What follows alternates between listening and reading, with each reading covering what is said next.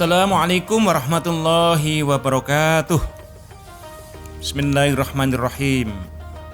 Alhamdulillahirabbil alamin. Alhamdulillahilladzi hadana li hada wa ma kunna linahtadiya laula an hadanallah. Laqad ja'at rusul rabbina bil haqq wa nutu andirkumul jannatu uristumuha bima kuntum ta'malun. Asyhadu an la ilaha illallah wa asyhadu anna Muhammadan abduhu wa rasuluh sallallahu alaihi wasallam wa ala alihi washabihi ajmain amma ba'du.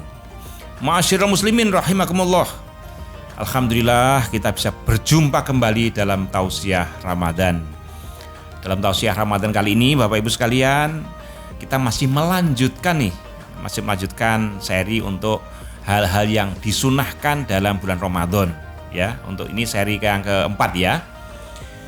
Kali ini Bapak Ibu sekalian kita sarankan atau yang disunahkan Rasulullah SAW pada waktu puasa Ramadan, yaitu memperbanyak membaca Al-Quran. Nomor satu, ini saya bahas dua ya. Yang nomor dua, menjauhi segala jenis kemaksiatan ya. Tadi membahas dua ini. Memperbanyak baca di waktu bulan Ramadan, artinya membaca Al-Quran. Yang perlu diperhatikan Bapak Ibu sekalian, Al-Quran ini bukan karangan, ya kan? Wa ma yantiqu 'anil hawa in huwa illa wahyun yuha. Dalam surat An-Najm itu ya. Jadi Al-Quran ini disampaikan Nabi Muhammad SAW bukan dari hawa nafsunya, tapi in huwa illa wahyun yuha. Tapi ini wahyu yang disampaikan malaikat Jibril kepada Nabi Muhammad SAW. Yang perlu diperhatikan, Al-Quran adalah kalamullah, kalamnya Allah. Jadi bukan hanya ucapan manusia, tapi kalamullah. Artinya sebagai kalamullah berarti kalam yang paling mulia. Nah itu, sebagaimana dalam hadis itu disebutkan afdalu kalamullah ala mimasiwaha kafadil khaliqi ala sa'iril makhluk. Jadi kefadolannya, keutamanya kalamnya Allah dibandingkan yang lain itu sebagaimana keutamaannya Allah sebagai pencipta mengalahkan semua makhluknya ya, atau yang diciptakannya. Sangat mulia. Jadi kalamullah sangat mulia, yang menurunkan juga malaikat yang paling mulia, yaitu malaikat Jibril alaihissalam ya. Kemudian yang dituruni atau yang dituruni wahyu, yaitu manusia yang termulia adalah Nabi Muhammad SAW. Ini Bapak Ibu sekalian, sehingga ketika kita membaca yang lain sama membaca Al-Quran beda sekali. Membaca yang lain mungkin membaca WA atau membaca komik atau membaca apa di situ tidak ada pahalanya, tapi baca Al-Quran ini pahalanya, banyak pahalanya. Kalau dalam satu hadis Rasulullah SAW disebutkan, man qara'a harfan min kitabillah kutibat lahu hasanatun wal hasanatu bi asyri amsalihha. La aqulu alif lam mim harfun wa lamun harfun wa mimun harfun walakin la aqulu alif lam harfun walakin alifun harfun wa lamun harfun wa mimun harfun. Jadi barang siapa yang membaca satu huruf saja dari Al-Quran, pahalanya ditulis pahala dilibatkan 10 kali. Saya tidak mengatakan alif lam mim satu huruf, tidak, tapi alif satu huruf, lam satu huruf, mim satu huruf. Apalagi di bulan Ramadan, artinya alif lam mim 30 pahalanya, ya kan? Apalagi bulan Ramadan dilibatkan lagi sampai 10 lagi sampai 700 kali lagi. Ila masya Allah, sampai kehendak Allah. Yang menentukan apa? Yang menentukan tergantung ketakwaan kita bagaimana. Namun namanya iblis, walaupun sudah diganggu, sudah dibelenggu atau sudah dirantai, ya kan? Tapi bagi orang-orang yang puasanya tidak lahir batin, ini ya iblis masih bisa merucut ke situ, karena hawa nafsunya juga kadang-kadang lebih memilih untuk tidak membaca Quran, malah lebih memilih membaca WA. Nah, ini kan nggak ada pahalanya Bapak Ibu sekalian, kecuali kalau yang dibaca mungkin agama, yang dibaca di situ doa, yang dibaca di situ zikir, ya kan? Nah, itu pahalanya juga banyak. Tapi Al-Qur'an ini lebih pol ya, lebih pol lagi. Diusahakan kalau baca Quran diusahakan khatam ya.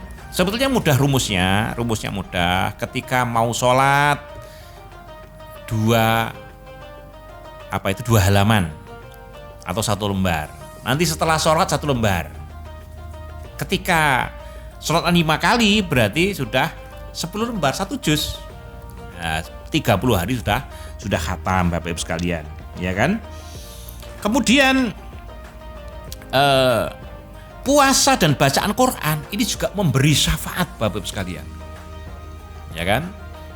Jadi puasa dan membaca Al-Quran ini memberi syafaat pada pemiliknya, pada orang yang mengerjakannya.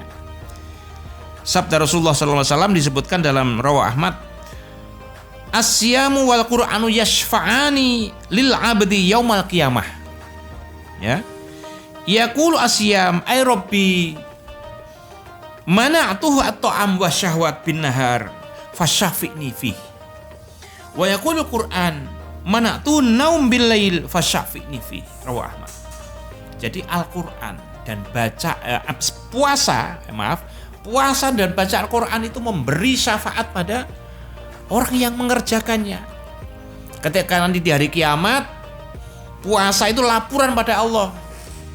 Ya Allah, orang ini dulu menahan makan, menahan minum, menahan hawa nafsu karena mengerjakan puasa. Jadikanlah saya puasa bisa memberi syafaat pada orang yang mengerjakan itu. Nah, itu Bapak Ibu sekalian. Maka marilah puasanya dijaga, ya kan? Puasanya dijaga. Dijaga dari apa? Ya dari kemaksiatan, nanti akan saya jelaskan sedikit lagi, ya kan? Kemudian Al-Qur'an juga laporan nanti di hari kiamat. Ya Allah, orang ini ketika malam dia tidak tidur karena membaca saya. Di waktu siang, di waktu ngantuk tidak tidur karena membaca saya. Ya kan, di waktu mau sholat, setelah sholat masih membaca saya. Jadikanlah saya sebagai syafaat, sebagai penolong bagi orang-orang yang membaca saya. Nah, sehingga puasa dan Al-Quran, bacaan Al-Quran ini sudah menjadi satu kesatuan yang oleh Allah jadikan syafaat yang menolong kita nanti di hari kiamat. Untuk Bapak-Ibu sekalian, sempurnakanlah puasa kita dengan bacaan Al-Quran. Nawiru buyutakum bis sholati was qiraatil Quran. Sinarilah rumah-rumah kamu dengan sholat dan bacaan Quran. Jadi untuk sholat sunnah juga untuk baca Quran rumah-rumah kita. Jangan wala taj'aluha kuburon, jangan jadikan rumahmu sebagai kuburan. Artinya sepi, nggak pernah ada bacaan Quran. Ya, yang ada cuma lagu-lagu saja. Ya, ini jadi kemaksiat, ya kan? Kemudian yang sunnah berikutnya adalah menjauhi kemaksiatan. Jadi menjauhi kemaksiatan ini memang yang menjadi kunci Bapak-Ibu sekalian. Jangan sampai kita nanti puasa tapi kita masih ghibah, masih mencaci orang, masih mendolimi orang, masih membuli orang, atau masih panca indera kita masih banyak kemaksiatan, ya kan? Pendengaran kita mendengarkan lagu-lagu yang maksiat, ya kan? Atau lagu-lagu apapun yang itu menjadikan lahan, ya kan? Sehingga tidak bermanfaat, akhirnya menjadikan puasa kita tidak sempurna. Pandangan kita juga sama, sehingga bisa membatalkan puasa kita. Nah, ini sangat disayangkan gitu ya. Sehingga Rasulullah SAW menyampaikan, rubba so'imin laisa min siyamihi ilal ju' wa rubba qaimin laisa min qiyamihi ila syahr. Banyak orang yang berpuasa tapi puasanya hanya dapat lapar saja, ya kan? mung luwih tok lah iman-iman to ya. Ya kan?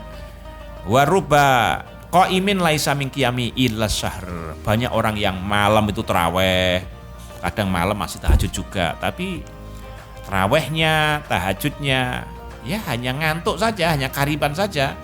Ini iman-iman. Makanya kita harus banyak menjaga diri kita, jangan sampai mengerjakan hal-hal yang maksiat, mendengarkan yang maksiat, melihat yang maksiat, atau mengerjakan hal-hal yang maksiat. Semoga Allah menjadikan tausiah ini menjadikan tambah keimanan kita, dan semoga Allah menjadikan kita dalam keberkahan dan kerahmatan, dan semoga Allah menerima puasa Ramadan kita kali ini. Amin amin ya rabbal alamin. Demikian tausiah Ramadan kali ini. Jazakumullah khairan. Akhirul kalam. Wassalamualaikum warahmatullahi wabarakatuh.